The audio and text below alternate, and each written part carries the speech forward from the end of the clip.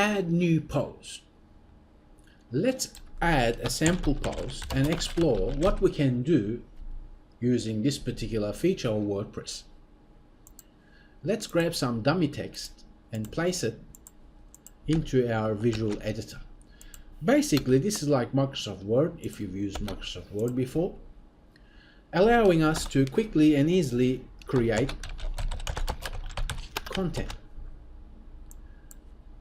We can set headings, grab different, as in highlight different keywords and set links to it.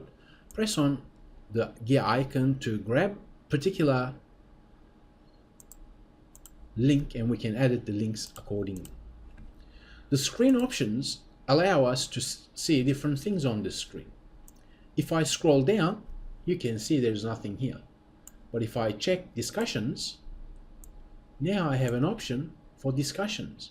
I can disallow comments by unchecking this checkbox or allow it, depending on my wants. Furthermore, we can say, you know what, the layout that I want to see, let's also enable the formats, is one column. I still have all the features, but now the layout is one column. I'd like to use 2 columns, but it's personal preference.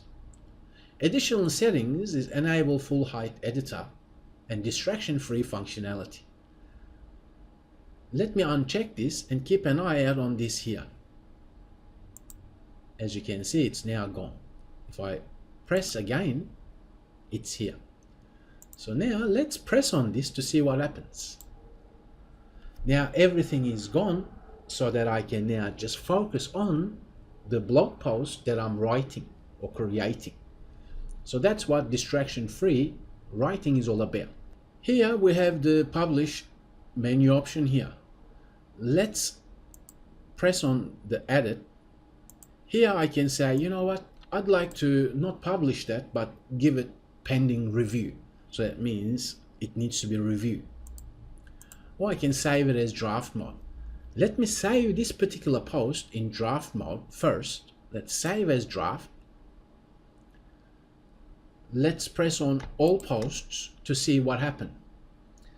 Draft mode basically means it's not yet published. It's not yet ready. As we can see, it'll give us a keyword saying it's draft, and it'll be placed under this draft link. So you can see all the blog posts that you have still in draft mode. That means it's not published yet.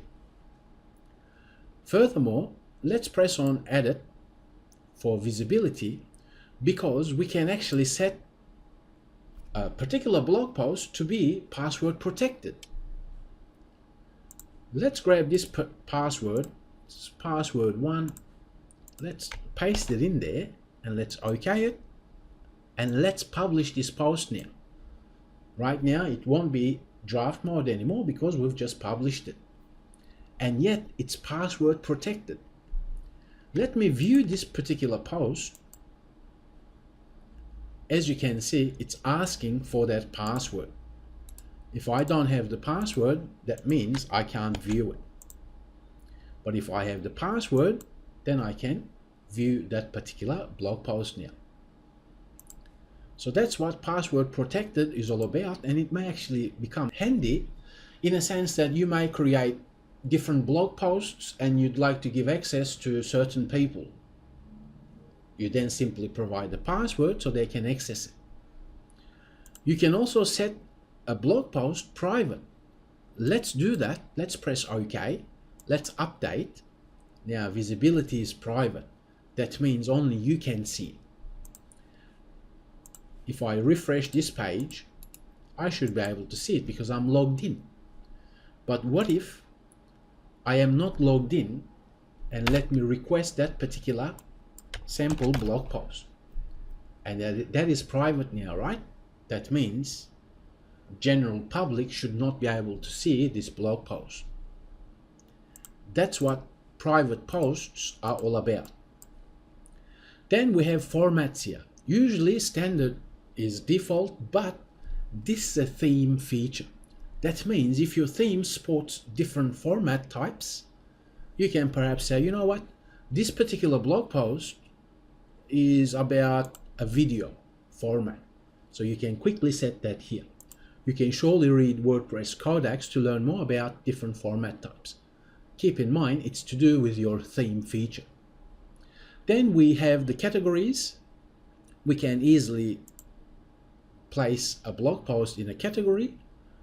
And if we think, you know what, I'd like to create a new category, you can actually do that right from here.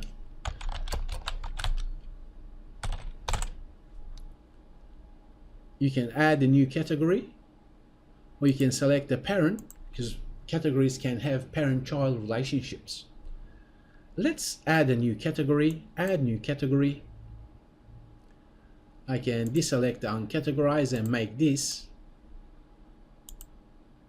or make certain ones primary. Primary means the highest level of a category that this blog post belongs to. Tags, think of them as keywords. Hello world. In this example, I can add tags here. Now, when I add categories and tags for this blog post, sample blog post, these details will always be associated with this blog post. I can also set featured image. Let's press on that. It's actually a good practice to set featured images for your blog posts. Let's grab a sample image.